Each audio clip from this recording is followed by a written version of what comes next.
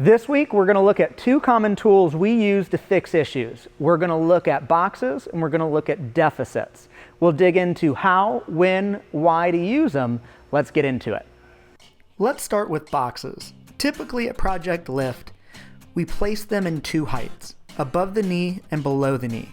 However, this isn't set in stone. The heights of the box you select should be based around an issue you want to solve or improve, not just because.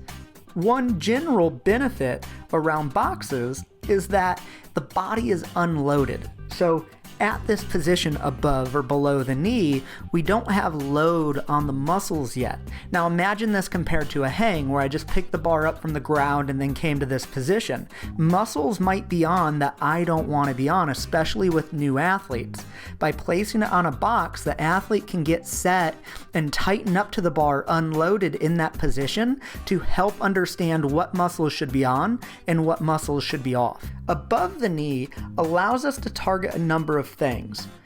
The athlete's understanding of the movement from the knee to the hip. Now, from the knee to the hip is where we often see issues like early arm pulls, active shoulders where they start to shrug up into the trap where we don't want them to, where we want them to remain patient. Maybe, like I said before, the general benefit of using a box is you feel that the athlete might be holding the weight in a certain way, that they shouldn't be holding the weight in that way. We can put them in that position and help them understand what muscles should be on and what muscles should be off. So for above the knee, it's all about the things, the issues you see going on as a coach or yourself as an athlete, what's going on between the above the knee and the hip position, and this is a great way to help you be able to attack those areas if you're struggling. Now below the knee, from this focus, not only do we get all the benefits from above the knee, but we also challenge the athlete to have to start by pushing with their legs. Now, if you feel an athlete isn't pushing with their legs very much from the floor, this is a great test to put them at a box below the knee, because the first movement you should see of the body are those legs pushing, which brings the knee back. And if we paused it, the athlete would be then in the above the knee position. So not only do they get all the benefits from above the knee, but they get the benefit of having to push with the legs. This can help with issues of going around the knee, of difficulties driving the legs, or even an early back pull.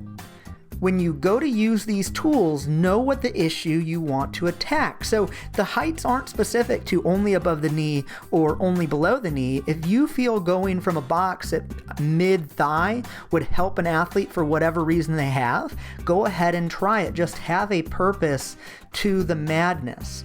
Also make sure the athlete is in a position at the start of the movement on a box that they'd be in if they were doing the movement from the floor. So if we're above the knee, we don't want that knee pushing forward over the toe, whereas it might be at the start position. We'd want that knee to be back, that shin to be close to vertical, and the athlete over the bar above the knee, because that's where they'd be at if they had come off the floor with the bar. Now, why do a lift from a deficit? I like them because they can build a little extra leg strength while really forcing an athlete to have to be patient. The lift will feel longer, and I'm talking much longer. You'd be surprised what a 2-inch little deficit will do to how long that movement feels. And during that, the athlete must have patience to finish the movement correctly. It is a nice test for an athlete who's been around and has started to build a consistent motor pattern. I might not take a brand new athlete, or I wouldn't personally take a brand new athlete and put them on a deficit. They're just trying to figure it out.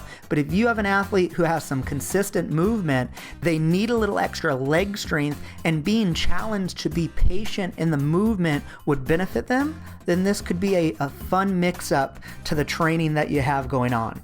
So go out and try these exercises.